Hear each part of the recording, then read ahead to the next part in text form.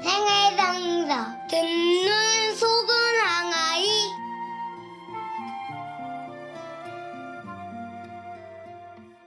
성부와 성자와 성령의 이름으로 아멘. 3월 28일 주님 순환 성지주일.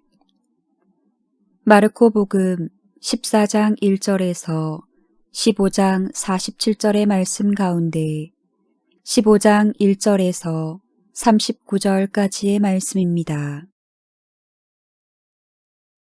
아침이 되자 수석사제들은 곧바로 원로들과 율법학자들, 곧 온 최고의회와 의논한 끝에 예수님을 결박하여 끌고 가서 빌라도에게 넘겼다.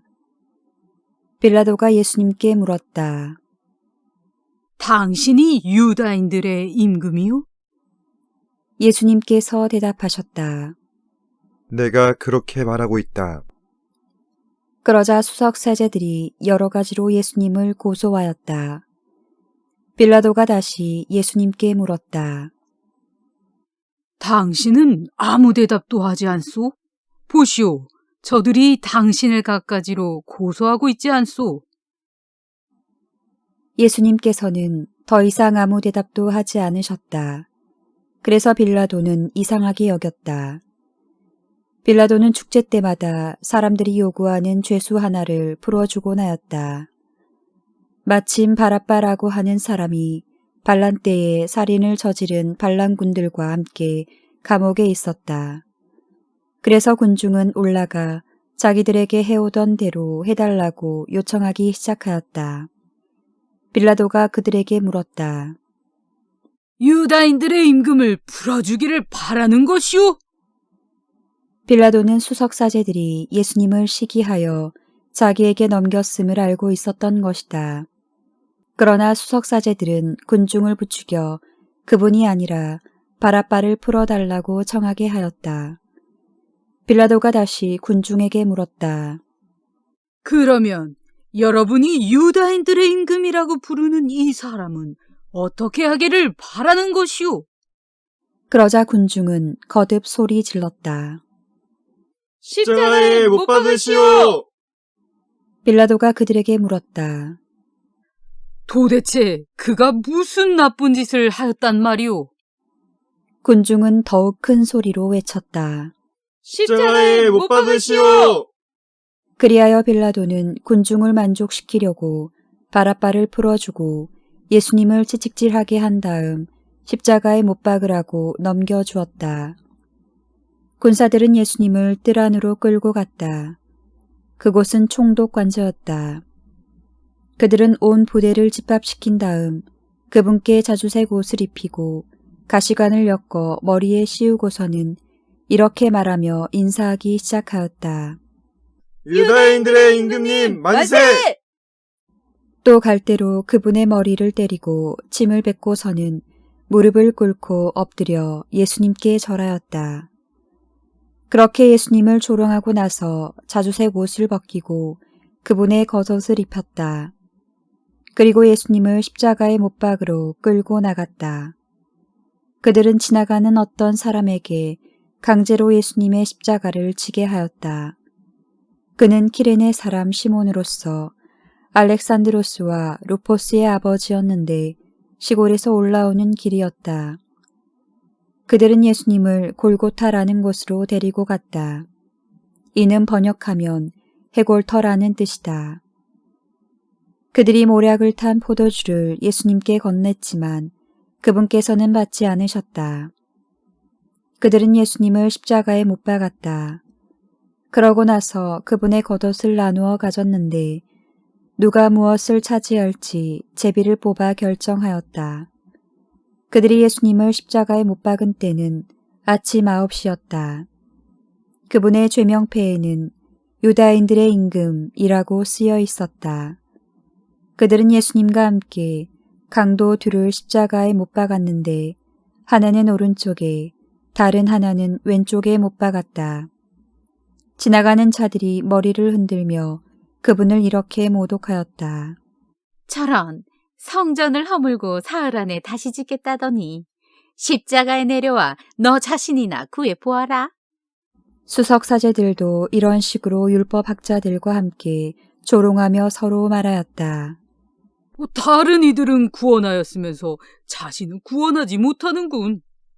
우리가 보고 믿게 이스라엘의 임금 메시아는 지금 십자가에서 내려와 보시지. 예수님과 함께 십자가에 못 박힌 자들도 그분께 비아냥거렸다. 낮 12시가 되자 어둠이 온 땅에 덮여 오후 3시까지 계속되었다. 오후 3시에 예수님께서 큰 소리로 부르짖으셨다. 엘로이 엘로이 레마 사박타니. 이는 번역하면 저의 하느님, 어찌하여 저를 버리셨습니까? 라는 뜻이다. 곁에 서 있던 자들 가운데 몇이 이 말씀을 듣고 말하였다. 저것 봐, 엘리야를 부르네. 그러자 어떤 사람이 달려가서 해면을 신 포도주에 적신 다음 갈대에 꽂아 예수님께 마시라고 갖다 대며 말하였다. 자, 엘리야가 와서 그를 내려주나 봅시다. 예수님께서는 큰 소리를 지르시고 숨을 거두셨다. 그때 성전 휘장이 위에서 아래까지 두 갈래로 찢어졌다. 그리고 예수님을 마주보고 서 있던 백인대장이 그분께서 그렇게 숨을 거두시는 것을 보고 말하였다. 참으로 이 사람은 하느님의 아드님이셨다.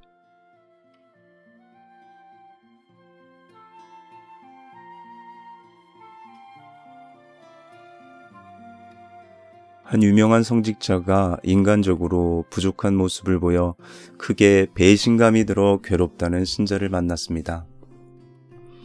하지만 엄밀히 따져보면 그 성직자는 그분을 배신한 적이 없습니다. 어쩌면 그 신자분의 존재조차 모를 수 있습니다. 누구도 배신한 사람은 없는데 배신감이 든다면 그것은 스스로 만든 감정입니다. 그저 그의 약점은 늘 그와 함께 있었고 다만 그것이 어떤 계기로 수면 위로 올라왔을 뿐입니다. 그럼 무엇이 문제였을까요? 지나치게 기대를 했던 것이 문제입니다. 내게 실망을 준 원인은 그 사람이 아니라 지나치게 기대한 나의 탓이었던 것입니다. 결혼한 배우자가 결혼 전과 결혼 후가 달라졌다고 배신감이 든다는 생각도 마찬가지입니다. 그가 결혼 후에 달라진 것이 아니라 이전에 알지 못했던 그의 진짜 모습이 결혼 후에 드러난 것입니다. 그것을 알아차리면 원망할 일도 배신감이 들 일도 아닙니다. 내가 이 사람의 이런 기질을 결혼 전에는 알아채지 못했구나, 이런 모습이 있구나 하고 알아차리면 알게 된 것에 맞춰 앞으로 어떻게 살아야 하는지에 집중할 수 있습니다. 오늘 복음에서 군중의 변화는 꽤나 드라마틱합니다. 하루 사이에 예수님을 대하는 모습이 180도 달라집니다. 그들의 환호는 실망에서 저주로 나아갑니다. 그들이 기대하던 예수님의 모습과 실제 예수님이 다르다는 그들의 생각이 그 살의를 만들었습니다. 하지만 머릿속으로 어떤 예수님의 모습을 그리든 예수님은 그저 예수님이십니다. 내가 만들어낸 생각이 나를 괴롭히고 있지는 않습니까? 서울대교구 남창현 토마스 아퀴나스 신부님의 묵상글로 함께 했습니다.